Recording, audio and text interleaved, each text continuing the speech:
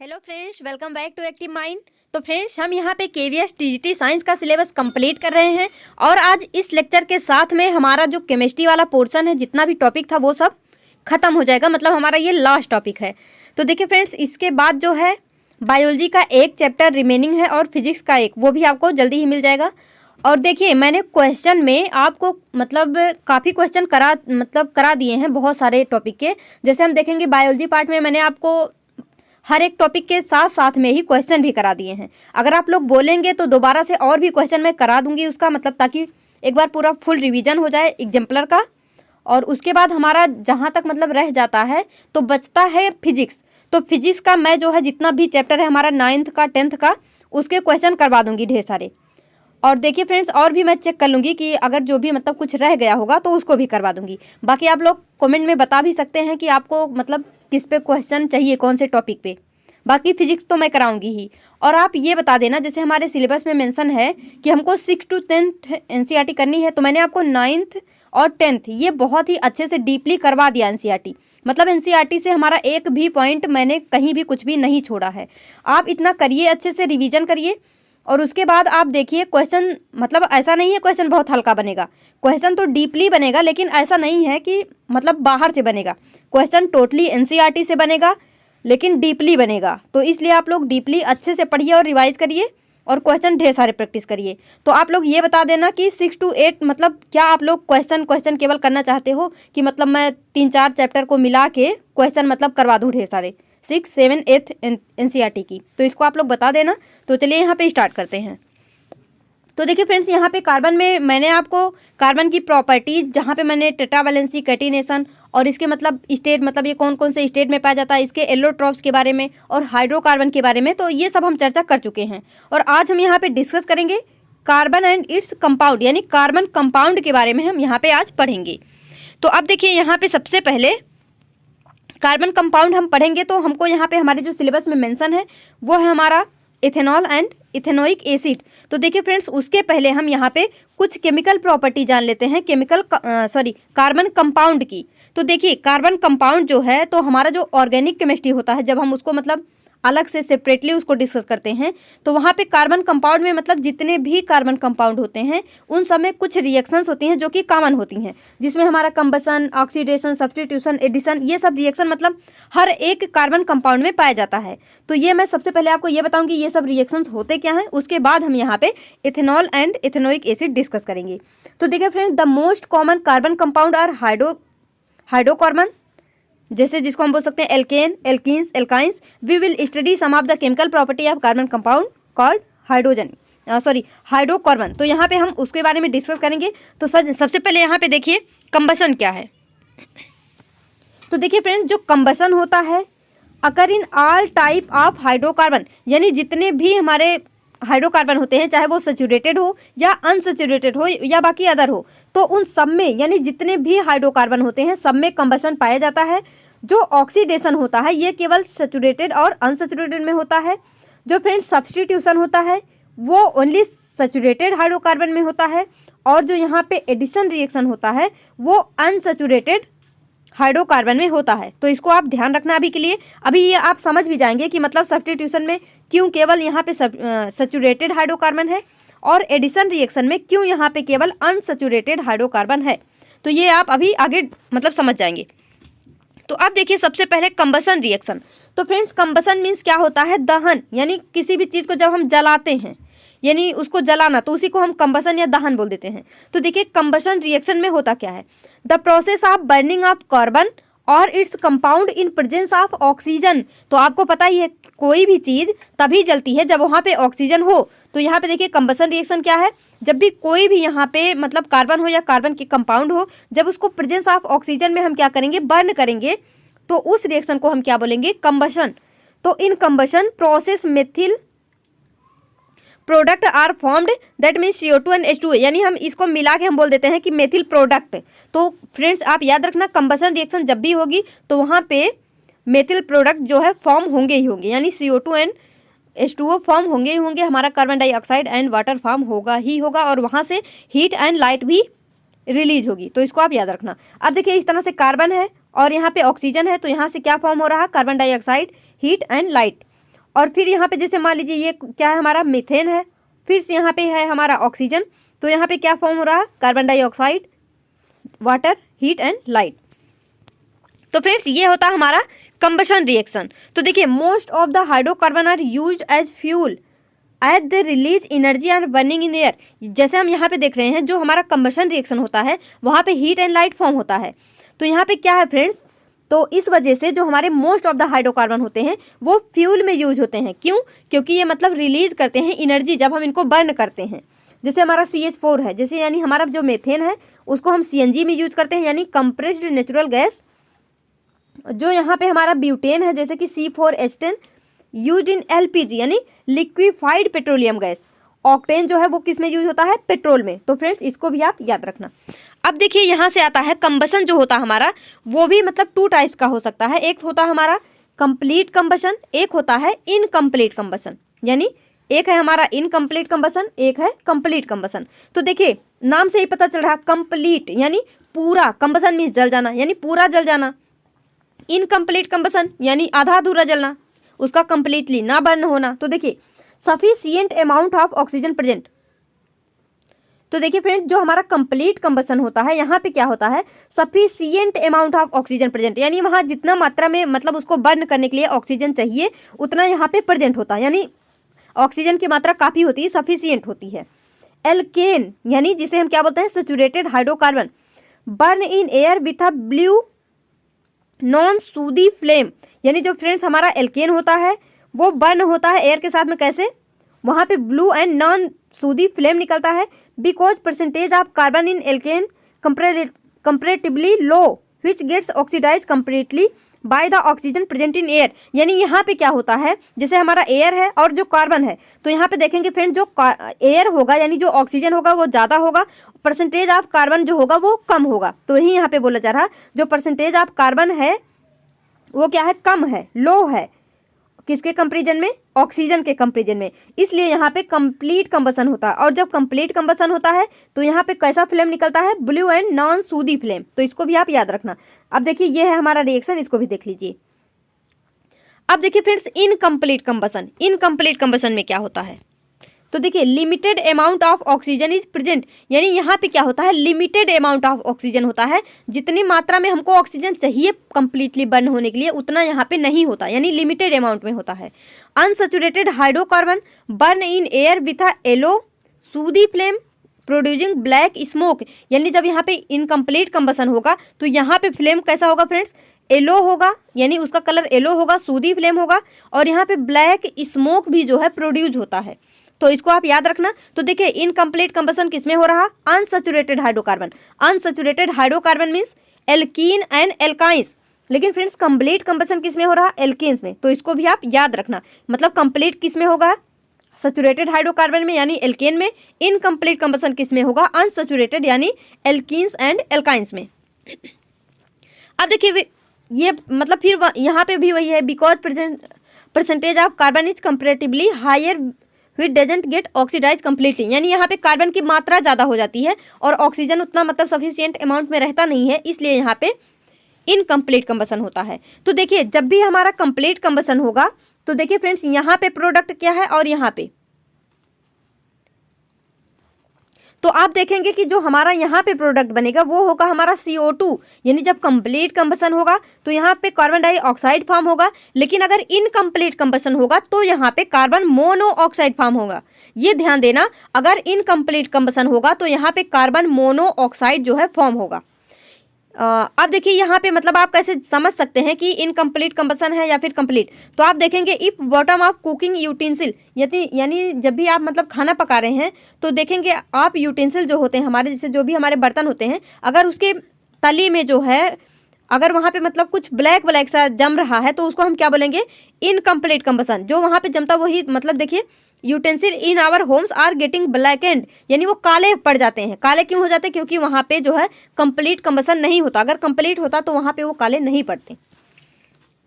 इसीलिए जब हम चूल्हे पे खाना पकाते हैं तो आप देखेंगे मतलब वो जो है ब्लैक ब्लैक हो जाता है, लेकिन जब भी हम गैस पे खाना पकाते हैं तो नहीं होता ब्लैक। लेकिन अगर उसमें भी मतलब गैस पे हम खाना पका रहे हैं, अगर उसमें भी ऑक्सीजन सफिशिएंट अमाउंट में नहीं है तो भी वो भी मतलब थोड़ा सा अपना जो है कलर छोड़ देगा, ब्लैकिश कलर। अब देखिए फ्रेंड्स, यहाँ पे अ मिक्सचर ऑफ एसिटिलीन, यानी एसिटिलीन को ही हम क्या बोल देते हैं, ethyne, and air is not used for welding. जो हमारा एसिटिलीन होता है यानी जो एथाइन होता है, और जो एयर होता है उसे वेल्डिंग के लिए यूज नहीं किया जा सकता। क्यों? साफ है, अभी मैंने आपको बताया। इथाइन क्या होता है, हमारा unsaturated hydrocarbon.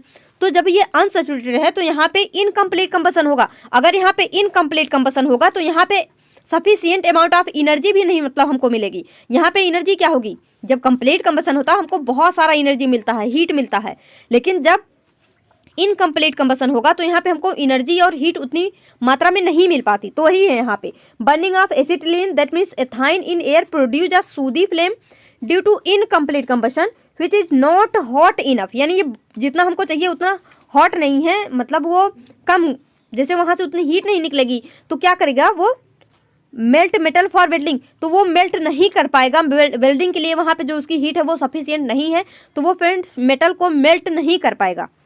Now ethyne plus O2 यानी प्योर ऑक्सीजन, और ये फॉर्म क्या करता है, ऑक्सी एसिटिलीन। क्या फॉर्म करता है, जब भी हमारा एथाइलिन O2 से रिएक्ट करेगा तो क्या फॉर्म करेगा, ऑक्सी एसिटिलीन। इसको आप याद रखना, extremely hot used for welding.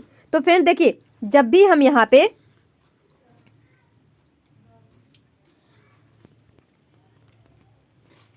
जैसे देखिए, अगर जो हमारा एसिटिलीन है अगर उसमें एयर मिलाएंगे तो वो मतलब वहाँ पे सफिशिएंट हॉट जो मतलब है वो नहीं होगा। लेकिन अगर हम एथाइन में प्योर ऑक्सीजन मिलाते हैं, ध्यान देना, और एयर और ऑक्सीजन में बहुत डिफरेंस होता है। एयर फ्रेंड्स बहुत सारे गैसों का मिक्सचर होता है, लेकिन जो ऑक्सीजन है ये प्योर ऑक्सीजन है। तो अगर हम एथाइन को ऑक्सीजन के साथ में, प्योर ऑक्सीजन के साथ में यहाँ पे रिएक्ट करेंगे तो क्या बनता है, ऑक्सी एसिटिलीन बनता है, जो कि एक्सट्रीमली हॉट यानी बहुत ही हॉट होता है ये, एंड यूज्ड फॉर वेल्डिंग, और इसे हम वेल्डिंग में यूज करते हैं। तो याद रखना, जब भी ये एथाइलिन यानी सॉरी एसिटिलीन जो है यानी एथाइन जो है, अगर वो एयर के साथ में रिएक्ट करेगा तो वहाँ पे वो हॉट नहीं होगा। लेकिन अगर एथाइन जो है प्योर ऑक्सीजन के साथ में रिएक्ट करेगा तो जो यहाँ पे हमारा प्रोडक्ट बनता है ऑक्सी एसिटिलीन, ये क्या होता है, एक्सट्रीमली हॉट होता है। अब देखिए फ्रेंड्स, यहाँ से आता है combustion and nature of flame. तो ये तो मैंने आपको बता ही दिया, लेकिन एक बार फिर से देखिए, saturated hydrocarbon that means methane, propane, natural gases burn with a blue flame. तो मैंने आपको बता ही दिया, ब्लू फ्लेम जो है यहाँ से होता है in the presence of excess of air. यहाँ पे क्या होता है, एक्सेस ऑफ एयर होता है। इन presence of limited amount of air saturated hydrocarbon burn with smoky flame, यानी वहाँ से धुआं निकलता बहुत ज़्यादा, क्योंकि वहाँ पे इनकम्प्लीट बर्निंग होती है। Unsaturated compound such as ethene, ethyne, it is burn with a luminous yellow smoky flame. ये भी मैंने आपको बता दिया। Kerosene when burn in presence of excess air give smokeless blue flame, यानी जो हमारा केरोसिन होता है जब हम उसको एक्सेस एयर के प्रेजेंस में बर्न करते हैं तो यहाँ से स्मोकलेस ब्लू फ्लेम जो है वो देता है हमको। Kerosene when burn in a pressure stove give blue flame, यानी जो हमारा केरोसिन है जब वो प्रेशर स्टोव में उसको हम बर्न करते हैं तो क्या देता है हमको, ब्लू फ्लेम देता है। अब देखिए यहाँ से आता है certain aromatic hydrocarbon such as benzene, naphthalene burn with a sooty flame giving thick black cloud of smoke, यानी जो एरोमेटिक हाइड्रोकार्बन होते हैं जैसे हमारा बेंजीन, नेफ्थलीन, जितने भी मतलब हाइड्रोकार्बन होते हैं एरोमेटिक, वो क्या करते हैं, वो बर्न होते हैं विथ अ सूदी फ्लेम, यानी सूदी फ्लेम होता है यहाँ पे, सूदी नहीं सूटी फ्लेम होता है फ्रेंड, सॉरी मैंने कई बार सूदी सूदी बोल दिया, सूटी फ्लेम होता है। Giving thick black cloud of smoke, यानी वो यहाँ पे मतलब इनकम्प्लीट बर्निंग होती है, यानी तभी तो यहाँ पे मतलब ब्लैक क्लाउड बनेगा। Coal and petroleum on burning produce mainly CO2, small amount of CO यानी carbon monoxide, oxide of nitrogen and sulphur, यानी जो हमारा कोल होता है, पेट्रोलियम होता है, जब हम उसको बर्न करते हैं तो वो मतलब क्या प्रोड्यूस करते हैं, तो फ्रेंड्स वो यहाँ पे कार्बन डाइऑक्साइड और कुछ मतलब स्मॉल अमाउंट में carbon monoxide and oxide of nitrogen and sulphur, ये सब वहाँ पे मतलब प्रोडक्ट फॉर्म होता है। और यहाँ पे ये जो ऑक्साइड ऑफ नाइट्रोजन सल्फर होते हैं यही जो है हमारे इन्वायरमेंट में पोल्यूशन का जो है कारण बनते हैं। अब देखिए fuel which are vaporisable burn with flame, यानी ऐसे फ्यूल जो कि वेपोराइजेबल होते हैं, यानी जो वेपर फॉर्म में कन्वर्ट हो सकते हैं, तो वो क्या होते हैं friends, burn with flame. A flame is only produced when gases substance burn, example candle, petrol burn with flame. अब देखिए यहाँ से fuel which do not vaporise burn without flame, यानी ऐसे फ्यूल जो कि वेपराइज नहीं हो पाते हैं वो क्या करते हैं, वो विदाउट फ्लेम के यहाँ पे बर्न होते हैं। जैसे हमारा कोल हो गया, coal in an angithi just glow and gives out heat without flame. आप देखे होंगे जो अंगीठी होती है उसमें फ्रेंड्स कोयले को रखा जाता है, आप देखेंगे वहाँ से बहुत मतलब रेड रेड सा आग हमको दिखेगा, लेकिन वहाँ से कोई भी आपको मतलब स्मोक नहीं दिखेगा। तो वही है यहाँ पे fuel which don't vaporise burn without flame, यानी ऐसे फ्यूल जो कि वेपोराइज नहीं होते वो क्या होते हैं, वो वहाँ पे कोई भी फ्लेम जो है प्रोड्यूस नहीं करते। जैसे हमारा कोल, जब हम आप अंगीठी देखे होंगे, अंगीठी इसका एक अच्छा एग्जाम्पल है। अब देखिए यहाँ से आता है ऑक्सीडेशन। तो हमने अभी क्या देख लिया, कंबशन। कंबशन क्या है, जब भी हम किसी कार्बन कंपाउंड को या कार्बन को ऑक्सीजन के प्रेजेंस में बर्न करते हैं तो उसको हम क्या बोल देते हैं, कंबशन। अब यहाँ से आता है हमारा ऑक्सीडेशन। तो देखिए friends, addition of oxygen to any substance called oxidation, यानी कोई भी सब्सटेंस से जब हम वहाँ पे ऑक्सीजन से इसका एडिशन कराते हैं तो क्या होता है, ये oxidation reaction. Substance which are capable of adding oxygen to other substance called oxidising agent, यानी ऐसे सब्सटेंस जो कि ऑक्सीजन को किसी अदर सब्सटेंस से जोड़ने का काम करते हैं तो उनको हम क्या बोलते हैं, ऑक्सीडाइजिंग एजेंट बोलते हैं। तो देखिए यहाँ पे हमारा ऑक्सीडाइजिंग एजेंट कौन कौन से हो सकते हैं, KMnO4 जिसको हम पोटेशियम परमैग्नेट बोलते हैं, K2Cr2O7 जैसे हमारा पोटेशियम डाइक्रोमेट बोलते हैं हम, HNO3 यानी नाइट्रिक एसिड। तो फ्रेंड्स ये सब क्या होते हैं, ऑक्सीडाइजिंग एजेंट होते हैं, यानी जो ऑक्सीडेशन में हेल्प करते हैं। अब यहाँ से देखिए, तो इस तरह से ये हमारा रिएक्शन ये हो गया हमारा पोटेशियम परमैग्नेट, एंड इसका रिएक्शन हम कराते हैं वाटर के साथ में। तो यहाँ पे क्या बन रहा फ्रेंड्स, 2KOH यानी potassium hydroxide, 2MnO2 and 3 nascent oxygen. यहाँ पे ये जो इस तरह से ऑक्सीजन फॉर्म होता है इसको हम नेसेंट ऑक्सीजन बोलते हैं। तो देखिए यहाँ से ये जो नेसेंट ऑक्सीजन फॉर्म होते हैं ये जो है यहाँ पे रिएक्शन में हेल्प करते हैं। तो देखिए जैसे ये हमारा इथेनॉल है, तो अभी हम इसको डिस्कस भी करेंगे। तो इथेनॉल को जब हम नेसेंट ऑक्सीजन के साथ में यहाँ पे इसका रिएक्शन करवाते हैं, किसके प्रेजेंस में, ऑक्सीडाइजिंग एजेंट के प्रेजेंट में, यानी या तो हमारा एल्कली KMnO4 यानी पोटेशियम परमैग्नेट हो, या फिर हमारा एसिडिफाइड K2Cr2O7 यानी डाइक्रोमेट एसिड, यानी जो हमारा पोटेशियम डाइक्रोमेट हो। अब देखिए यहाँ पे जब हम इथेनॉल में ऑक्सीजन यानी नेसेंट ऑक्सीजन से रिएक्शन करवाते हैं ऑक्सीडाइजिंग एजेंट के प्रेजेंस में, तो फ्रेंड्स यहाँ पे हमारा फॉर्म होता है एसिटिक एसिड यानी इथेनोइक एसिड, इसको हम बोलते हैं, जिसको हम विनेगर भी बोल देते हैं कॉमन नेम में। तो अब देखिए friends, the police use breathalyser to test the amount of alcohol consumed by driver, यानी जब भी मतलब जो पुलिस होते हैं, जो मतलब ड्राइवर्स होते हैं, अगर वो मतलब एल्कोहल का यूज किए हैं कि नहीं किए हैं, इसके लिए जो ब्रेथलाइजर का यूज करते हैं। तो देखिए अब breathalyser contain acidified potassium dichromate, उसमें क्या होता है, एसिडिफाइड पोटेशियम डाइक्रोमेट होता है। If the breath of driver contain a high level of alcohol, यानी जो ड्राइवर है अगर उन्होंने कंटेन किया है हाई लेवल ऑफ एल्कोहल, यानी बहुत ज़्यादा मात्रा में एल्कोहल पिया है, शराब पिया है, a colour change is registered on a device due to oxidation of alcohol. तो फ्रेंड्स जो वो ब्रेथलाइजर होता है, तो पुलिस जब उसको मतलब चेक करेंगे तो वहाँ पे क्या होगा, उसका कलर चेंज हो जाएगा। तो उससे जो है पुलिस पता लगा सकते हैं कि ये ड्राइवर मतलब ज़्यादा मात्रा में शराब पिया है कि नहीं पिया है। क्या हो जाएगा, उसका कलर चेंज हो जाएगा। क्यों चेंज होगा, क्योंकि वहाँ पे ऑक्सीडेशन ऑफ एल्कोहल होता है। क्यों होता है, क्योंकि यहाँ पे उसमें क्या होता है, एसिडिफाइड पोटेशियम डाइक्रोमेट यानी K2Cr2O7। अब देखिए फ्रेंड्स, यहाँ पे आता हमारा सब्स्टिट्यूशन रिएक्शन। तो सब्स्टिट्यूशन रिएक्शन क्या है, reaction which involve the direct displacement of an atom or a group of atom in an organic molecule by another atom और ग्रुप ऑफ एटम, यानी ऐसा है जैसे मान लीजिए कोई सा रिएक्शन हो रहा है तो वहाँ पे एक सबस्टेंस जो है वो मतलब एटम या ग्रुप ऑफ एटम जो है वो दूसरे को वहाँ से रिलीज कर देगा। जैसे मान लीजिए ये है हमारा मेथेन इस तरह से, और यहाँ पे हम इसका जो है H2O से मान लीजिए इसका हम OH से जो है रिएक्शन करवाते हैं। तो फ्रेंड्स यहाँ पे क्या हो सकता है,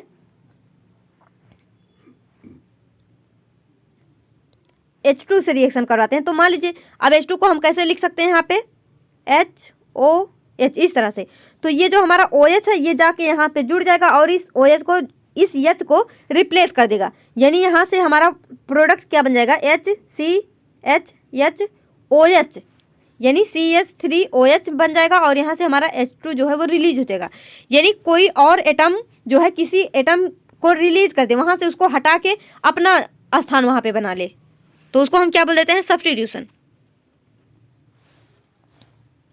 तो देखिए friends, due to presence of strong carbon carbon single bond and carbon hydrogen single bond, saturated hydrocarbon are quite unreactive and are inert to the action of most of the reagent. It is because of this reason alkanes also called paraffins. यानी यहाँ पे क्या बोला जा रहा है, देखिए बोल रहा है due to presence of strong carbon carbon single bond and carbon hydrogen single bond, जो हमारे सेचुरेटेड हाइड्रोकार्बन होते हैं, जो यानी जो हमारा एल्केन होता है। एल्केन क्या है हमारा, यानी जो हमारा मेथेन है या फिर एथेन है, जैसे ये हमारा C2H6 यानी एथेन है। तो फ्रेंड्स ये हमारा एथेन है। तो देखिए यहाँ पे कार्बन कार्बन सिंगल बॉन्ड है और यहाँ से हमारा क्या अटैच है, हाइड्रोजन अटैच है। तो वही बोला जा रहा है जो यहाँ पे मतलब कार्बन कार्बन सिंगल बॉन्ड होते हैं या फिर कार्बन हाइड्रोजन सिंगल बॉन्ड होते हैं, क्वाइट अनरिएक्टिव, ये क्या होते हैं, अनरिएक्टिव होते हैं, and are inert to action of most of the reagent, और मतलब बहुत सारे ऐसे रिएजेंट होते हैं जिसके लिए ये क्या होते हैं, इनर्ट होते हैं। It is because of this reason alkanes called paraffins, और इसी वजह से इसको हम क्या बोल देते हैं, पैराफिन्स बोल देते हैं।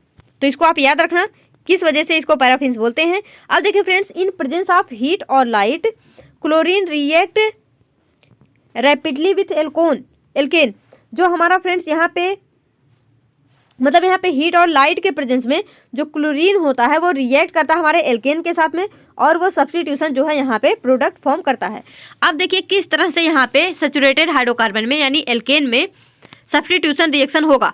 तो देखिए सबसे पहले हमारा क्या है, मीथेन है। यहाँ पे हम मीथेन की जगह पे एथेन, प्रोपेन, ब्यूटेन कुछ भी ले सकते हैं। तो यहाँ पे हम ले लेते हैं मेथेन। तो ये है हमारा मेथेन, ये है क्लोरीन।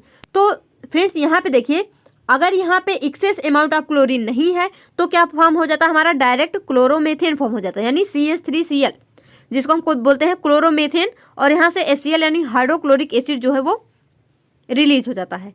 अब देखिए अगर यहाँ पे विथ एक्सेस ऑफ क्लोरीन, अगर क्लोरीन की मात्रा बहुत ज़्यादा है, एक्सेस क्लोरीन है, all the hydrogen are replaced by chlorine, तो यहाँ पे क्या होता है, जो जितने भी हाइड्रोजन होते हैं वो क्लोरीन से रिप्लेस हो जाते हैं। क्यों? क्योंकि यहाँ पे अब बहुत सारे क्लोरीन है, तो क्लोरीन हाइड्रोजन को रिप्लेस कर देगा। किस तरह से करेगा ये देखिए यहाँ पे स्टेप वाइज स्टेप। देखिए सबसे पहले ये है हमारा, अभी जो हमारा CH3Cl फॉर्म हुआ, फिर से यहाँ पे हम इसको क्लोरीन से रिएक्ट करवाएंगे, तो हमारा यहाँ पे क्या होगा, ये एक H को यहाँ से रिलीज कर देगा। कैसे? यहाँ पे क्या फॉर्म हो जाएगा, CH2Cl2 प्लस HCl, हर बार HCl यहाँ से बाहर निकलता रहेगा जब तक सारा हाइड्रोजन खत्म नहीं होगा। अब यहाँ पे क्या बना, डाइक्लोरोमेथेन। अब यहाँ पे डाइक्लोरोमेथेन को फिर से हम यहाँ पे क्लोरीन से रिएक्ट कराएंगे, तब क्या बनेगा हमारा, ट्राइक्लोरोमेथेन, जिसको हम क्लोरोफॉर्म भी बोल देते हैं। और यहाँ पे क्या, फिर से यहाँ पे हाइड्रोक्लोरिक एसिड जो है वो बाहर निकल जाएगा। अब फ्रेंड्स यहाँ पे बचा हमारा ट्राइक्लोरोमेथेन यानी क्लोरोफॉर्म। तो अब फिर से इस क्लोरोफॉर्म को Cl2 से रिएक्ट करवाएंगे, और ये हमारा Cl2 फिर से यहाँ पे मतलब हाइड्रोजन को बाहर निकाल देगा। अब क्या होगा, अब यहाँ पे बनेगा CCl4 प्लस HCl। अब क्या आगे भी रिएक्शन होगा? नहीं होगा। क्यों? क्योंकि अब यहाँ पे कोई भी हाइड्रोजन बचा ही नहीं। जितने भी हाइड्रोजन थे उन सबको यहाँ पे क्लोरीन ने क्या कर दिया, सब्स्टिट्यूट कर दिया, वहां से उनके स्थान से हटा के खुद का स्थान बना लिया। यानी लास्ट में क्या बन गया, CCl4 बन गया, और यहाँ से हाइड्रोक्लोरिक एसिड फिर से बाहर निकल गया। इसको हम क्या बोल देते हैं, टेट्राक्लोरोमेथेन, यानी या फिर इसको हम टेट्राक्लोराइड भी बोल देते हैं, या फिर टेट्राक्लोरोमेथेन, आप इसको याद रखना। तो इस तरह से यहाँ पे सब्स्टिट्यूशन रिएक्शन होता है।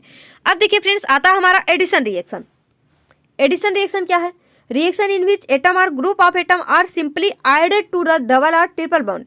यानी यहाँ पे क्या होता है, एडिशन रिएक्शन में क्या होता है, जो ग्रुप ऑफ एटम होता है, या चाहे एटम हो या फिर ग्रुप ऑफ एटम, वो क्या होता है फ्रेंड्स, सिंपली एडेड, वो ऐड हो जाते हैं। देखिए यहाँ पे जो हमारा सब्स्टिट्यूशन होता है, वहाँ से कुछ ना कुछ निकलना पड़ेगा, यानी वहाँ से कुछ ना कुछ रिप्लेस होगा, सब्स्टिट्यूट होगा। लेकिन एडिशन रिएक्शन में कुछ भी यहाँ से रिप्लेस नहीं होता है, यहाँ पे डायरेक्ट एडिशन हो जाता है। जैसे ये है हमारा एल्कीन, तो आप देखिए यहाँ पे मतलब अगर सिंगल बॉन्ड होता तो कोई चांस ही नहीं बनता था।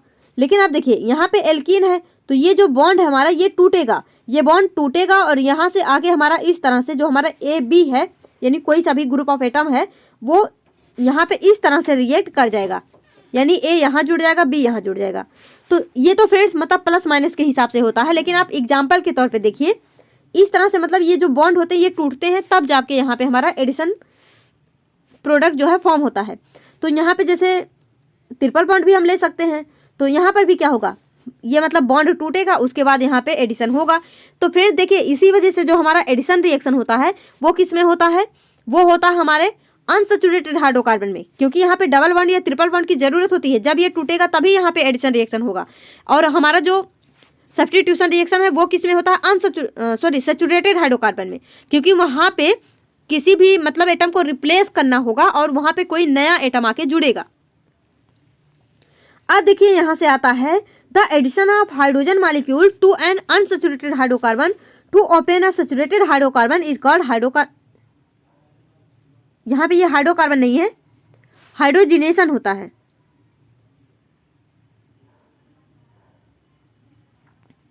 हाइड्रोजिनेशन होता है फ्रेंड्स, इसको याद रखना। Addition of hydrogen molecule to an unsaturated hydrocarbon. अब यहाँ पे अनसैचुरेटेड हाइड्रोकार्बन क्या है, जैसे हमारा एथीन हो गया या फिर यहाँ पे हम एथाइन ले सकते हैं। तो यहाँ पे क्या है फ्रेंड्स, हम इसको H2 से यहाँ पे क्या करवाएंगे, रिएक्ट करवाएंगे। और फिर यहाँ पे हमारा देखिए जब भी यहाँ पे H2 से रिएक्ट करवाते हैं, यानी जब भी हमारा हाइड्रोजिनेशन रिएक्शन होता है, तो यहाँ पे क्या होता है, यहाँ पे जो है हमको एक कैटालिस्ट की जरूरत पड़ती है। और वो कैटालिस्ट हमारा या तो पैलेडियम हो सकता है या फिर यानी नियोन, नियोन नहीं,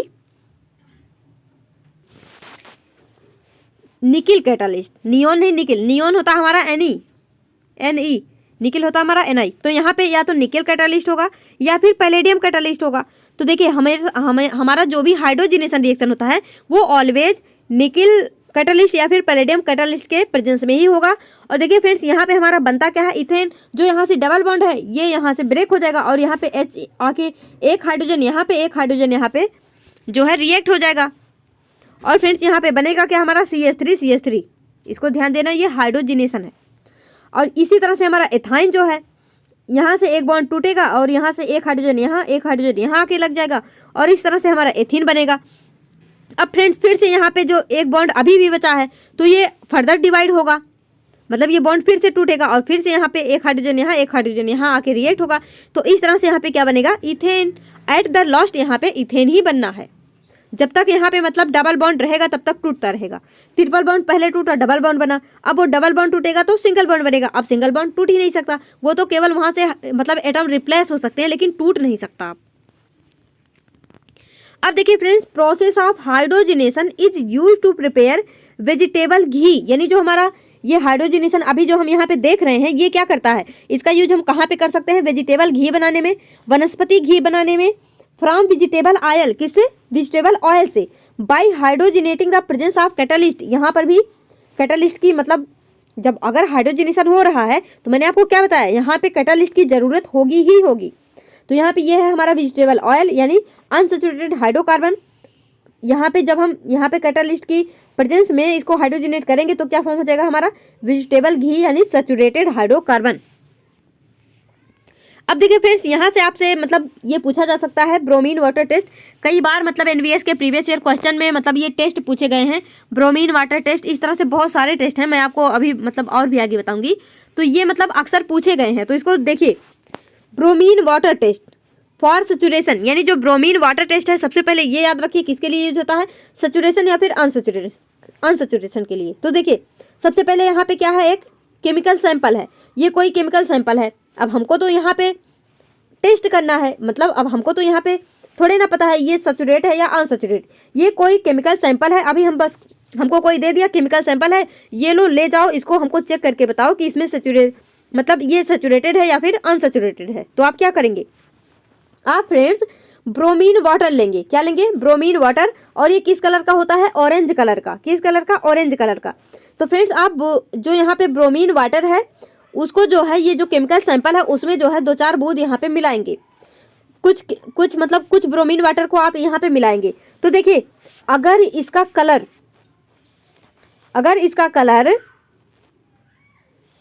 चेंज हो जाता है, अगर इस केमिकल सैंपल का कलर चेंज हो जाएगा तो आप क्या बोलेंगे, ये सैचुरेटेड है। क्या है, सैचुरेटेड है। अगर फ्रेंड्स इसका कलर चेंज नहीं होता है तो आप क्या बोलेंगे, अनसैचुरेटेड है। तो सबसे पहले आपको तो यही यहाँ पे ध्यान देना है, जो ब्रोमीन वाटर टेस्ट है वो सैचुरेटेड अनसैचुरेटेड कंपाउंड को पता करने के लिए किया जाता है कि मतलब वो जो भी सब्सटेंस है वो सैचुरेटेड है या फिर अनसैचुरेटेड। अगर यहाँ पे और भी पूछ लेंगे कि मतलब कब सैचुरेटेड होगा कब अनसैचुरेटेड, तो आप क्या बताएंगे, जब भी इसके साथ आते ही ये भी इसी के रंग में मिल जाएगा, मतलब इसी के रंग में मिल जाएगा तो क्या हो जाएगा, यानी ये ऑरेंज कलर का था, यहाँ मिलेगा ये भी ऑरेंज कलर का हो गया, यानी कलर्ड हो गया। तो क्या हो गया यहाँ पे, सैचुरेटेड। अब यहाँ पे ये ऑलरेडी कलर्ड नहीं था, ये हमारा केमिकल सब्सटेंस कलर्ड नहीं है, वो तो मैंने दिखाया है कि यहाँ पे कुछ है इस तरह से। तो जब भी आप डालेंगे ये कैसा हो जाएगा यहाँ पे, ऑरेंज कलर, यानी ये सैचुरेटेड है। अगर यहाँ पे कलर चेंज नहीं होगा तो ये कैसा है, अनसैचुरेटेड है। अगर सैचुरेटेड है तो नो डबल बॉन्ड, अगर अनसैचुरेटेड है तो डबल बॉन्ड या फिर ट्रिपल बॉन्ड। अब देखिए friends, we can distinguish chemically between a cooking oil and butter by bromine water test. तो अगर जैसे अभी हमने क्या देखा, ऑयल से हम घी बना रहे हैं, तो अगर आपसे पूछ लिया जाए एग्जाम में कि कुकिंग ऑयल है हमारे पास और बटर है, तो उसको हम मतलब उसको डिस्टिंग्विश करने के लिए, मतलब उसका पता लगाने के लिए कि कौन सा घी है कौन सा ऑयल है, हम किसका मतलब कौन सा टेस्ट कर सकते हैं, तो आप क्या बोलेंगे, ब्रोमीन वाटर टेस्ट, क्योंकि यहाँ पे एक सैचुरेटेड है एक अनसैचुरेटेड है, तो यहाँ पे हम क्या यूज करेंगे, ब्रोमीन वाटर टेस्ट।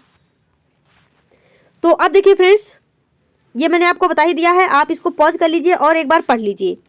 ये जो मैंने अभी आपको बताया, मतलब कौन सा, कुछ ऐसे सब्सटेंस है जो कि फ्लेम के साथ में, कुछ ऐसे हैं जो कि विदाउट फ्लेम बर्न होते हैं, तो उसके बारे में यहाँ पे दिया गया है। और ये देखिए formation of coal and petroleum, ये कैसे फॉर्म होते हैं यहाँ पे ये आपको देखना है।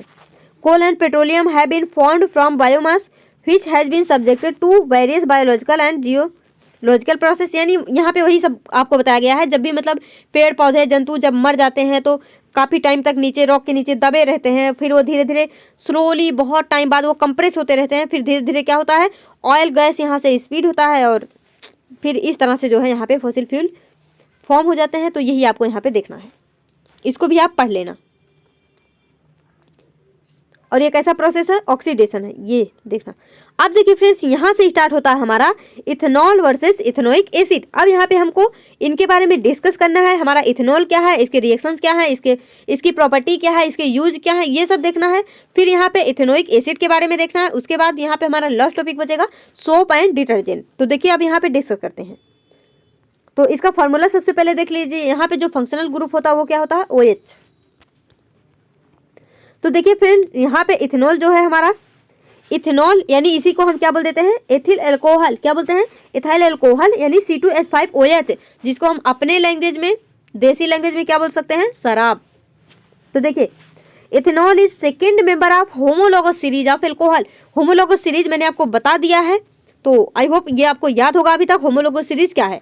तो देखिए जो हमारा इथेनॉल होता है, ये होमोलॉगस सीरीज में जो हमारा मैंने आपको बताया था, क्या बताया था, जो भी मतलब सेम फंक्शनल ग्रुप होंगे वो एक फैमिली के होंगे। तो यहाँ पे एल्कोहल फैमिली का जो हमारा इथेनॉल है, ये सेकेंड मेंबर है होमोलॉगस सीरीज का। फर्स्ट मेंबर कौन सा है, CH3OH। इनके बीच में डिफरेंस कितने का होता है, CH2 का। ये भी मैंने आपको बताया था, डिफरेंस कितने का होता है, CH2 का। जहाँ पे मतलब जब यहाँ पे CH2 का डिफरेंस होता है तो इसको हम होमोलॉगस सीरीज बोलते हैं। ये आपसे पूछा जा सकता है, तो इसको आप याद रखना। तो ethanol is second member of homologous series of alcohol, first member is methanol, यानी मिथाइल एल्कोहल बोल देते हैं या फिर मिथेनॉल। अब देखिए इसका प्रिपरेशन कैसे करते हैं, यानी हम इथेनॉल को बनाते कैसे हैं। तो देखिए ethanol is prepared on commercial scale by fermentation of molasses which are obtained by sugar cane juice. यानी जो हमारा मोलेसेस होता है वो कहाँ से मिलता है, हमको शुगर केन जूस से मिलता है। तो देखिए ये है हमारा सुक्रोज, ये है हमारा वाटर, और यहाँ पे फर्मेंटेशन के लिए हम क्या यूज करते हैं, मैंने आपको बायोलॉजी वाले चैप्टर में बताया था रेस्पिरेशन में। तो वहाँ पे क्या होता है, हमारा ईस्ट होता है और यहाँ पे एक एंजाइम होता है जिसको हम क्या बोलते हैं, इन्वर्टेज। कौन सी एंजाइम, इन्वर्टेज। तो यहाँ पे इन्वर्टेज एंजाइम के प्रेजेंस में, ईस्ट के प्रेजेंस में हमारा क्या फॉर्म होता है, ग्लूकोज एंड फ्रक्टोज। तो इसी को हम क्या नाम दे देते हैं, फर्मेंटेशन। तो देखिए यहाँ से जो हमारा ग्लूकोज बना है, ग्लूकोज या फ्रक्टोज, तो यहाँ पे क्या करेंगे फ्रेंड्स, यहाँ से अब हम लेंगे जाइमेज एंजाइम। कौन सा एंजाइम, जाइमेज एंजाइम, और फिर से यहाँ पे ईस्ट की प्रेजेंस में क्या करेंगे, इथेनॉल को फॉर्म कर लेंगे और यहाँ से कार्बन डाइऑक्साइड भी रिलीज होता है। तो मैंने आपको क्या बताया, सबसे पहले जो हमारा मोलेसेस है, जो सुक्रोज है, उसको हम वाटर के प्रेजेंस में जो है रिएक्ट करवाएंगे इन्वर्टेज एंजाइम के प्रेजेंस में, तो हमारा क्या फॉर्म होगा, ग्लूकोज एंड फ्रक्टोज। फिर हम उसी ग्लूकोज को क्या कर देंगे, जाइमेज एंजाइम के प्रेजेंस में, ईस्ट के प्रेजेंस में अगर रिएक्ट कराएंगे तो हमारा क्या बनेगा, इथेनॉल। और हमको चाहिए क्या, इथेनॉल। हमको क्या फॉर्म करना है, इथेनॉल। अगर हमको इथेनॉल मिल गया तो हमारा पर्पज कंप्लीट। अब देखिए फ्रेंड्स, फर्मेंटेशन इन लेबोरेटरी, अभी हमने क्या पढ़ा, कमर्शियल। अब हमको क्या देखना है, लेबोरेटरी में। तो लेबोरेटरी में फर्मेंटेशन कैसे करवाते हैं, तो वहाँ पे देखिए ग्लूकोज लेते हैं जो कि हमारा एक्वस ग्लूकोज होता है। वहाँ पे फ्रेंड्स ईस्ट तो होगा ही होगा, अगर फर्मेंटेशन हो रहा है तो ईस्ट होगा ही होगा। और यहाँ पे क्या होता है, 37 डिग्री सेल्सियस, ये टेम्परेचर याद रखना। जब भी फर्मेंटेशन हम करवाते हैं लेबोरेटरी में तो वहाँ पे हमको टेम्परेचर कितना चाहिए, 37 डिग्री सेल्सियस। और इस तरह से जो है यहाँ पे हमारा इथेनॉल फॉर्म होता है और यहाँ से फिर से कार्बन डाइऑक्साइड गैस जो है वो रिलीज होता है। अब देखिए friends, it is important to exclude the air during fermentation to prevent oxidation of ethanol. यानी यहाँ पे क्या बोला जा रहा है, यहाँ पे जो है जब भी हम फर्मेंटेशन करवा रहे हैं तो वहाँ पे एक्सक्लूड द एयर, यानी वहाँ पे एयर का प्रेजेंस नहीं होना चाहिए, वहाँ पे एयर इंक्लूड नहीं होना चाहिए। क्यों, क्योंकि अगर वहाँ पे एयर रहेगा तो मैंने आपको क्या बताया, अभी ऑक्सीडेशन में मैंने आपको बताया था, अगर एयर रहेगा और हमारा इथेनॉल जो है एयर ऑक्सीजन से रिएक्ट करेगा तो क्या बना लेता है, इथेनोइक एसिड। तो हमको तो इथेनोइक एसिड थोड़े ना चाहिए, हमको तो इथेनॉल चाहिए। तो हम उसको मतलब ऑक्सीजन को वहाँ से प्रिवेंट करते हैं ताकि ऑक्सीडेशन ना हो पाए। तो friends, oxidation of ethanol to compound such as ethanol and ethanoic acid, वही मैंने आपको बताया, इथेनोइक एसिड यहाँ से फॉर्म हो जाता है। These are very undesirable substance, जब मतलब ये जो इथेनोइक एसिड होता है ये बहुत ही अनडिजायरेबल है, यानी ये हमको नहीं चाहिए। Since they may cause headache and affect the flavour of product, और ये जो इथेनोइक एसिड फॉर्म होता है ये अनडिजायरेबल होता है। क्यों होता है, क्योंकि फ्रेंड्स ये हेडेक कॉज कर सकता है, यानी सर दर्द करवा सकता है। जो भी हमारा इथेनॉल फॉर्म हुआ है उसके फ्लेवर को भी ये अफेक्ट कर सकता है, चेंज कर सकता है। तो अब देखिए यहाँ पे fermentation eventually stop when the concentration of ethanol produced is high enough to kill the east.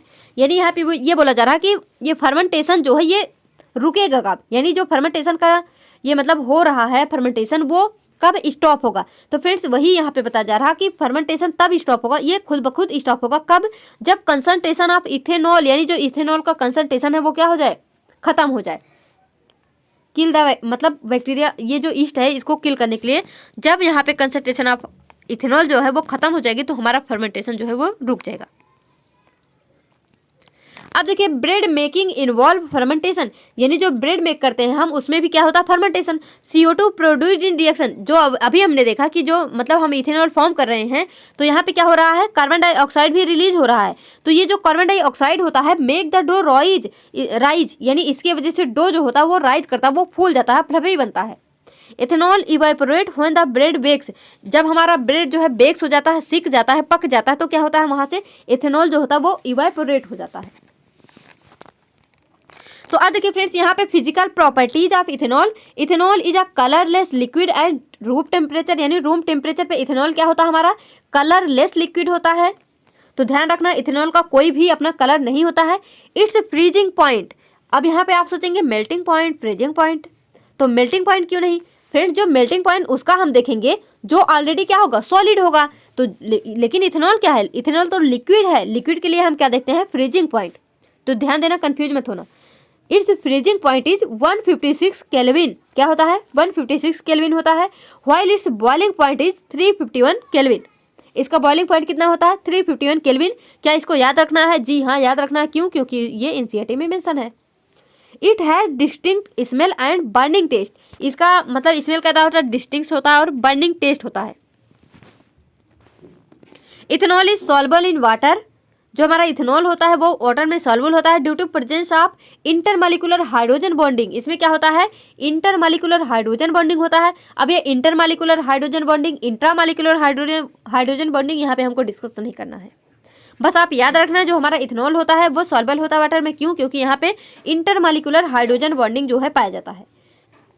Ethanol is an active ingredient in all alcoholic drink, यानी जितने भी एल्कोहलिक ड्रिंक होते हैं उसमें जो इथेनॉल होता है वो एक्टिव इंग्रेडिएंट होता है। यानी जैसे हमारा बियर हो गया, रम हो गया, विस्की हो गया, ब्रांडी हो गया, ये सब, तो इन सब में जो है इथेनॉल होता ही होता है,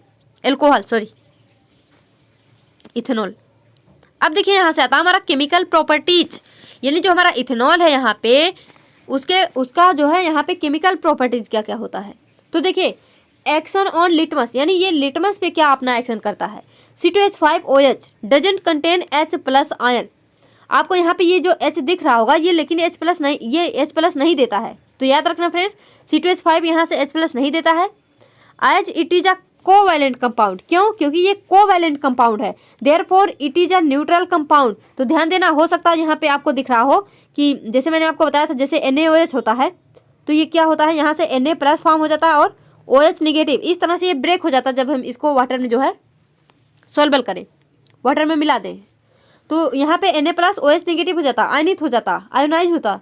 लेकिन अगर जो हमारा C2H5 है, आपके दिमाग में आ रहा यहाँ पे C2H5+ कर दो, OH निगेटिव कर दो, ऐसा नहीं हो सकता। क्यों, क्योंकि ये यहाँ पे इसमें कोवैलेंट कंपाउंड है। तो याद रखना हमारा जो एल्कोहल होता है, जो इथेनॉल होता है, वो क्या होता है, न्यूट्रल कंपाउंड होता है। Hence ethanol has no effect on any litmus paper.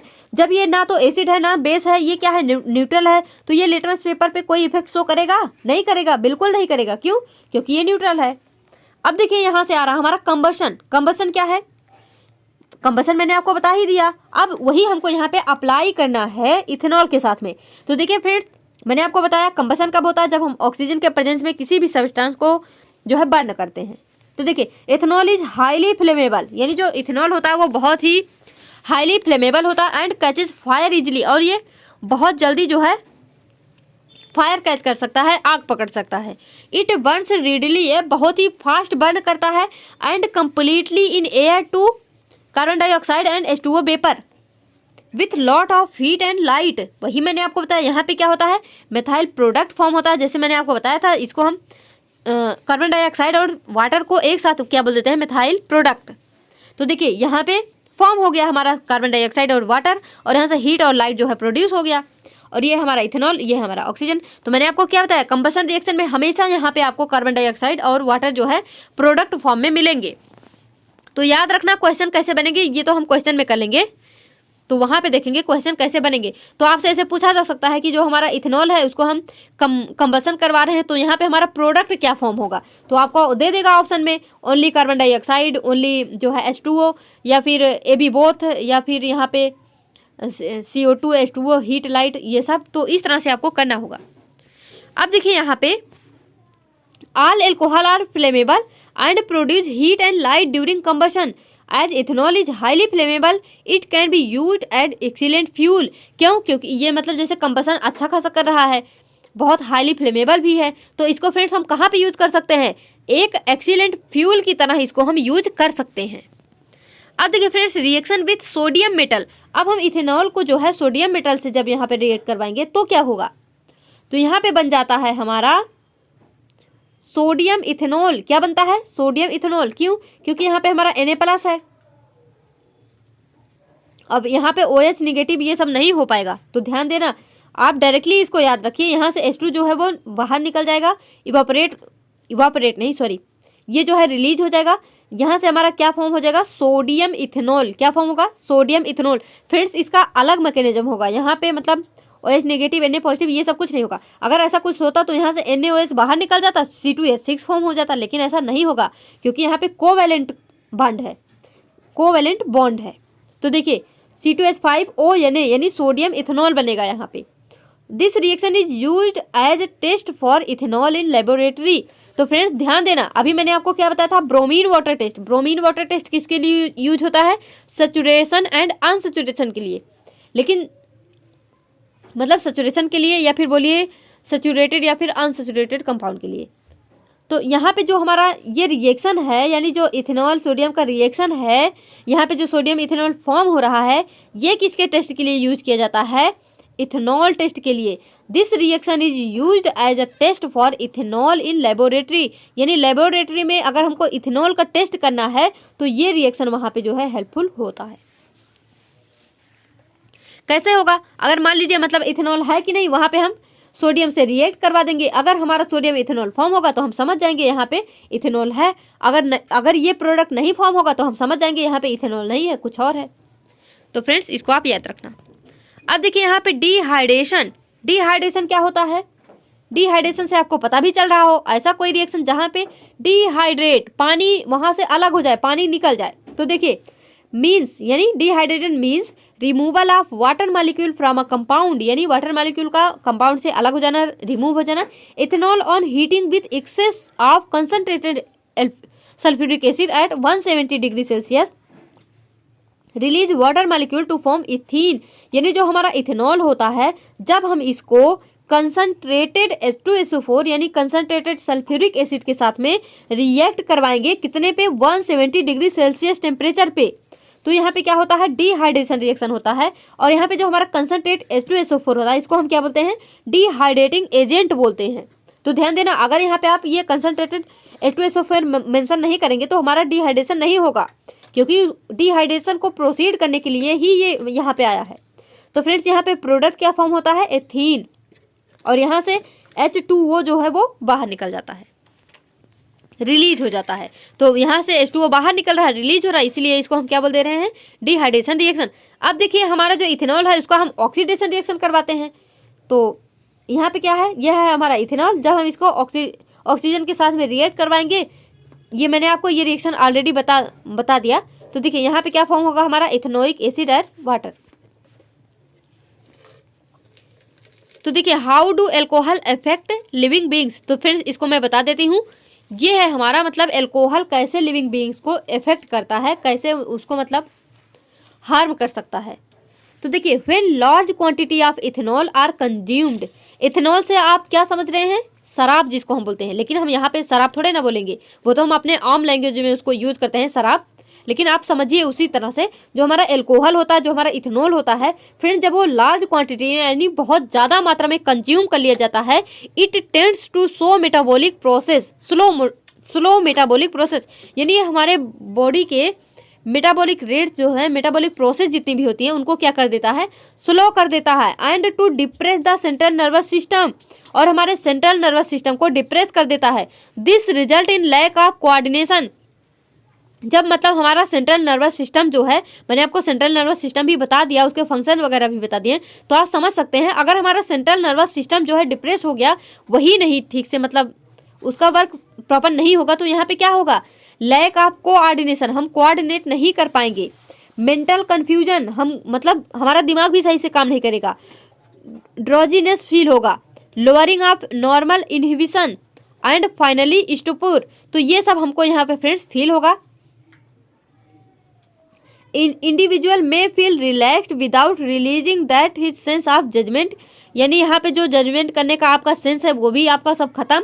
Sense of timing and muscular coordination have been seriously impaired, यानी जो मतलब आपका सब कुछ muscular coordination, sense of timing, sense of judgement सब कुछ खत्म हो जाएगा, आप कुछ भी नहीं सही से कर पाएंगे, हर एक कोऑर्डिनेशन से आपका कंट्रोल गायब हो जाएगा अगर आप ज़्यादा मात्रा में एल्कोहल जो है कंज्यूम कर लेंगे, यूज कर लेंगे, पी लेंगे उसको। Unlike ethanol, intake of methanol is very small quantity can cause death, यानी जो हमारा इथेनॉल का भाई मिथेनॉल है, मैंने आपको क्या बताया, इथेनॉल हमारा सेकंड नंबर पे है एल्कोहल फैमिली में। जो हमारा मिथेनॉल है जिसको हम क्या बोलते हैं, CH3OH, इसको क्या बोलते हैं, मिथेनॉल। तो फ्रेंड जो मिथेनॉल होता है, अगर हम मिथेनॉल को गलती से मतलब इथेनॉल की जगह पे मिथेनॉल का यूज कर लेते हैं तो क्या होगा, ये जो है डेथ कॉज कर सकता है, यानी मृत्यु हो सकती है। Methanol is oxidise to methanol in the liver, यानी जो मिथेनॉल होता है वो मिथेनॉल में जो है ऑक्सीडाइज हो जाता है हमारे लीवर में। देखिए ये हमारा मिथेनॉल, ये हमारा मिथेनॉल, यानी यहाँ पे ऑल है, यहाँ पे अल है, मिथेनॉल। तो याद करना, ये हमारा जो मिथेनॉल होता है वो मिथेनॉल में चेंज हो जाता है, इसी वजह से यहाँ पे डेथ कॉज होता है। अब देखिए methanol react rapidly with the component of cell, यानी जो मिथेनॉल होता है वो हमारे सेल्स के साथ में रिएक्ट कर जाता है। इट कोगुलेट द प्रोटोप्लाज्म, और जो हमारा प्रोटोप्लाज्म होता है उसको कोगुलेट कर देता है, उसको मतलब उसका थक्का बना देता है। In much the same way an egg is coagulated by cooking, ठीक इस तरह से इसको हम समझ सकते हैं। जैसे आप एग तो देखे ही होंगे, अगर आप एग को ऐसे ही फोड़ दीजिए तो वहाँ से क्या होगा, वहाँ से लिक्विड निकलेगा कुछ, तो आप उसको मान लीजिए कि वो मतलब एग क्या है, एक सेल है, और जो उसके अंदर में लिक्विड है वो क्या है, एक प्रोटोप्लाज्म है, आप उसको क्या मान सकते हैं, प्रोटोप्लाज्म मान सकते हैं। अब मान लीजिए आप एग को जब हीट करेंगे, जब बॉयल करेंगे, तो वहाँ पे क्या होगा, वो जो है एग जो है वो मतलब उसके अंदर जो मटेरियल वो कोगुलेट हो जाएगा, जम जाएगा। ठीक इसी तरह से जब मिथेनॉल हमारे बॉडी में जाता है वो हमारे सेल्स के साथ में, हमारे प्रोटोप्लाज्म मतलब हमारे सेल्स के साथ में रिएक्ट करता है और हमारे प्रोटोप्लाज्म को क्या करता है, कोगुलेट कर देता है, उसको जमा देता है, जम जाता है हमारा प्रोटोप्लाज्म। और friends methanol also effect the optic nerve causing blindness. तो मैंने आपको ऑप्टिक नर्व जो है फिजिक्स में आईज वाले चैप्टर में बताया है, तो वहाँ पे मैंने आपको क्या बताया था, ऑप्टिक नर्व जो है अगर ये अफेक्ट होगा तो यहाँ पे ब्लाइंडनेस हो जाएगा। बिल्कुल सही है। Ethanol is an important industrial solvent, यानी जो इथेनॉल होता है इसको हम इम्पॉर्टेंट इंडस्ट्रियल सॉल्वेंट के रूप में यूज करते हैं। To prevent the misuse of ethanol produce for industrial use, it is made unfit for drinking by adding poisonous substance like methanol. यानी यहाँ पे ये बोला जा रहा है कि जैसे मान लीजिए जो हमारा इथेनॉल है उसको हम इंडस्ट्री वगैरह में यूज करते हैं सॉल्वेंट की तरह, तो जैसे मान लीजिए जब हमारा इथेनॉल का ट्रांसपोर्टेशन होगा, जब हम उसको इंडस्ट्री में लेके जाएंगे तो लोगों के द्वारा उसका मिस यूज ना हो पाए, लोग उसको पी ना लें, इस तरह से उसको बचाने के लिए क्या करते हैं वहाँ पे उस इथेनॉल में मिथेनॉल को जो है वहाँ पे ऐड कर देते हैं, तब उसको कोई पिएगा भी नहीं, क्योंकि सबको पता है मिथेनॉल क्या है, हार्मफुल है, उससे डेथ हो सकती है। Dyes are also added to color the alcohol blue so that it can be identified easily। यहाँ पे क्या है फ्रेंड्स, जैसे यहाँ पे ये बोला जा रहा है उसके मिथेनॉल तो हम मिलाते ही हैं, मिथेनॉल के साथ में यहाँ पे कुछ डाइज भी मिला देते हैं ताकि जो हमारा एल्कोहल का कलर है वो चेंज हो जाए। जब कलर चेंज हो जाएगा तो लोग तो सोचेंगे नहीं ये एल्कोहल नहीं हो सकता, एल्कोहल तो कलरलेस होता है, लेकिन ये तो ब्लू कलर है, ब्लू कलर तो एल्कोहल होता ही नहीं है, फिर वो उसको क्या करेंगे, उसको कंज्यूम नहीं करेंगे। तो जो फ्रेंड्स यहाँ पे मिथेनॉल मिलाते हैं और ये डाइज मिलाते हैं, इसको एक नाम देते हैं हम इस एल्कोहल को, उसको क्या नाम देते हैं यहाँ पे, डीनेचर्ड एल्कोहल। क्या नाम देते हैं, डीनेचर्ड एल्कोहल। तो इसको भी आप याद रखना। अब देखिए एल्कोहल एज अ फ्यूल, यानी ये इसका क्या हो जाएगा, यूज हो जाएगा। वो ये जो यहाँ पे था ये तो था मतलब किस तरह से हार्म, मतलब यहाँ पे मान सकते हैं कि इथेनॉल के हार्म क्या है, उसके मतलब नुकसान क्या है। अब देखिए फ्रेंड्स यहाँ पे sugar cane plant are one of the most efficient converter of sunlight into chemical energy. Sugar cane juice can be use to prepare molasses which is fermented to give ethanol. Some countries now use ethanol as an additive in petrol since it is a cleaner fuel which give rise to only carbon dioxide and water on burning in sufficient air। ये तो मैंने आपको बता ही दिया।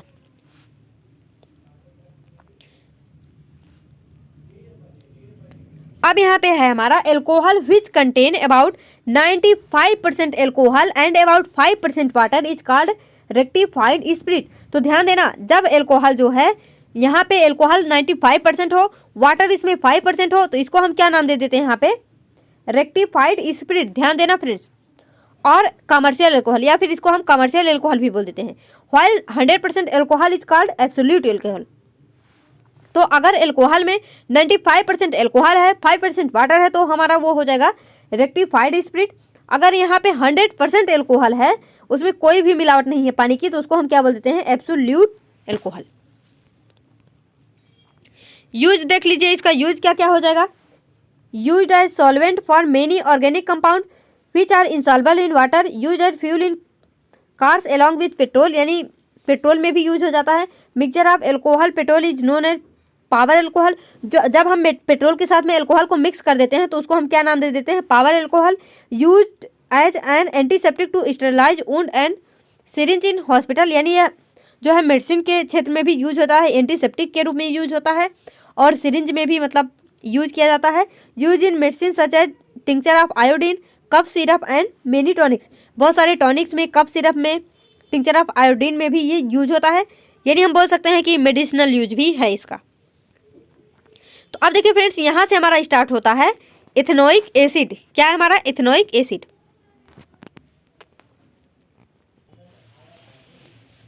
अब देखिए यहाँ पे आता हमारा इथेनोइक एसिड। तो अभी हमने क्या देखा, इथेनॉल। तो इथेनॉल में क्या था फ्रेंड्स, वहाँ पे फॉर्मूला C2H5OH था हमारा। और यहाँ पे देखिए क्या है, अगर हम इसको, ये हो जाएगा हमारा CH3COOH, वहाँ पे हमारा क्या था, C2H5OH। तो देखिए फार्मूले में कंफ्यूज मत होना।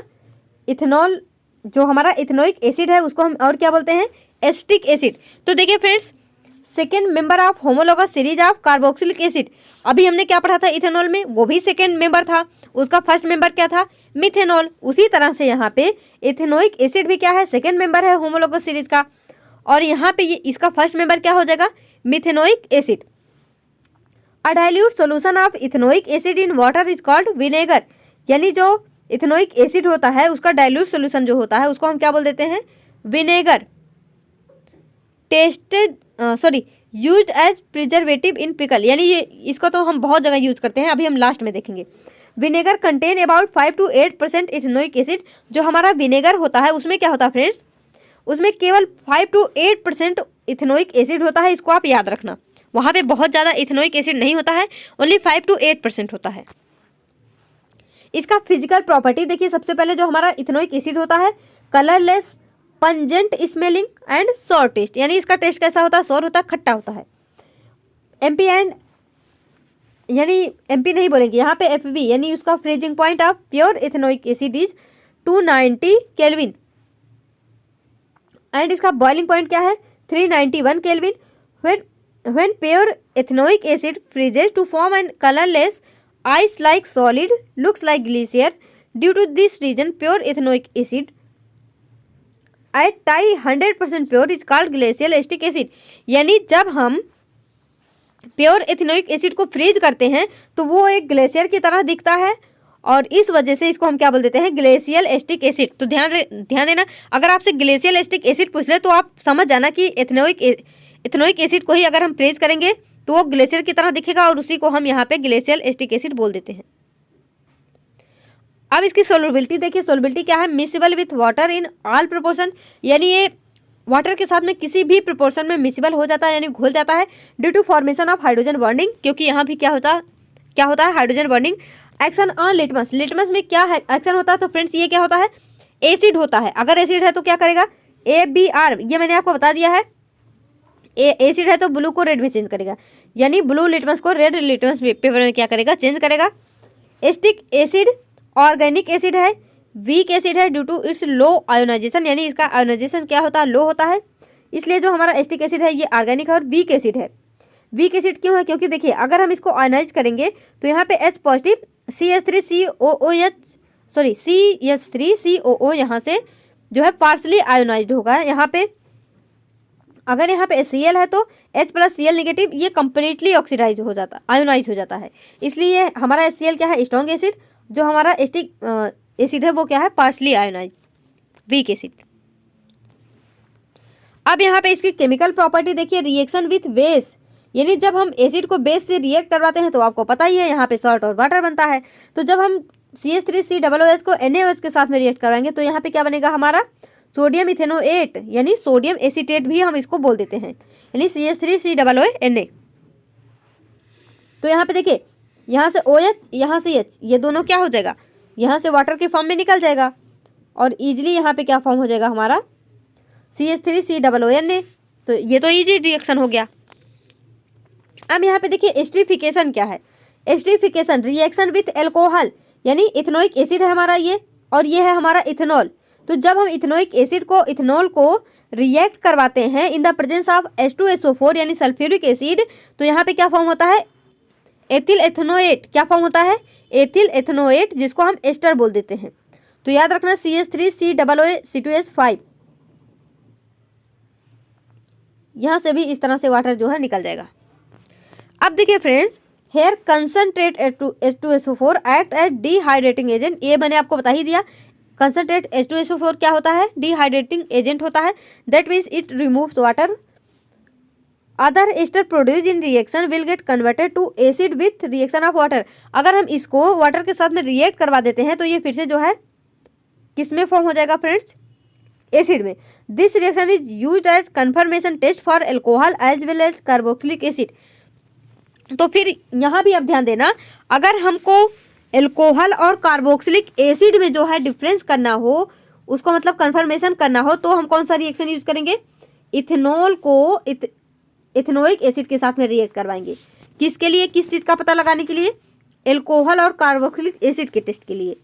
As the ester formed are sweet smelling compound. यहाँ पे ये जो फॉर्म हुआ एस्टर, ये कैसा होता है? स्वीट स्मेलिंग कंपाउंड होता है। अगर यहाँ पे मतलब स्मेलिंग, जो यहाँ पे स्वीट स्मेल है, अगर वो आएगी तो हम समझ जाएंगे यहाँ पे इथेनॉल और मतलब कार्बोक्सिलिक एसिड क्या है, जहाँ पे COOH फंक्शनल ग्रुप लगे, यानी यहाँ पे कार्बोक्सिलिक एसिड है, इस तरह से।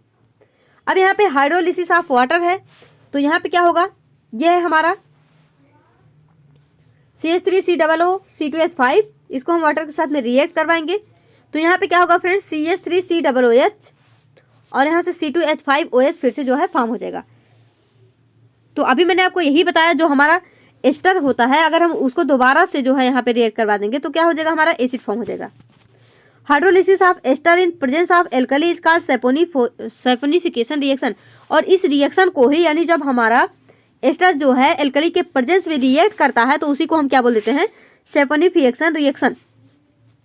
It is reverse of esterification. ये एस्टिफिकेशन का क्या होता है? रिवर्स होता है। CH3COO C2H5 जो है, जब हम इसको NaOH के साथ में रिएक्ट करवाएंगे तो यहाँ पे हमारा क्या फॉर्म होगा? इथेनॉल फॉर्म होगा, और यहाँ पे सोडियम इथेनोएट भी फॉर्म होता है।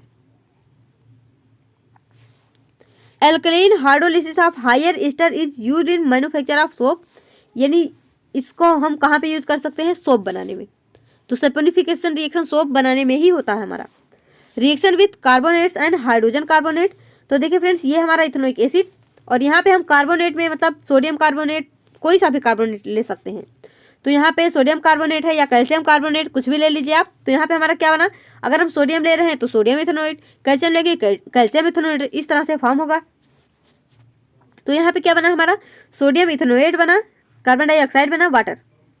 और अगर हम इथेनोइक एसिड लिए हैं और यहाँ पे सोडियम बाइकार्बोनेट ले लेते हैं, तो भी यहाँ पे हमारा क्या बनेगा? Sodium ethanoate, carbon dioxide, H2O। अब दोनों में डिफरेंस क्या है? मतलब एक जगह हम सोडियम कार्बोनेट ले रहे हैं, एक जगह सोडियम बाइकार्बोनेट ले रहे हैं, तो दोनों में डिफरेंस क्या है? दोनों में सोडियम इथेनोएट बन रहा। देखिए फ्रेंड्स, यहाँ पे डिफरेंस है 2 का, यानी यहाँ पे ये डबल इन नंबर है, ये सिंगल इन नंबर है। इसमें इसके नंबर में डिफरेंस है, अमाउंट में डिफरेंस है। अब इसकी फिजिकल प्रॉपर्टी के बेस में डिफरेंस देखिए, इथेनोइक एसिड जो है और इथेनॉल। इथेनॉल यहाँ पे प्लेजेंट स्मेल कैसे आ सकता है? ये पंजेंट स्मेल है। इसका मेल्टिंग पॉइंट जो है 290 केल्विन, 391 केल्विन, और इसको भी अगर आप केल्विन में चेंज कर देंगे तो ये निकल के आएगा। यहाँ पे मेल्टिंग पॉइंट नहीं, फ्रीजिंग पॉइंट होता है, तो इसको आप याद रख लेना।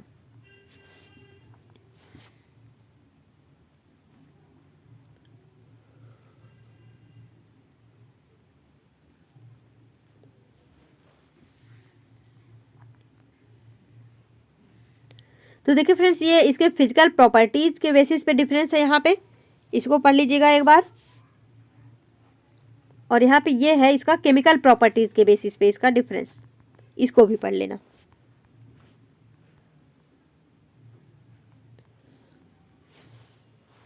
ये देखिए, ये हमारे NCERT में मेंशन है, इस टेबल को याद कर लेना। अभी मैंने आपको बता ही दिया इसको। तो हमारे NCERT में जो भी टेबल होता है वो इंपॉर्टेंट होता है, वहां से क्वेश्चन बन सकते हैं।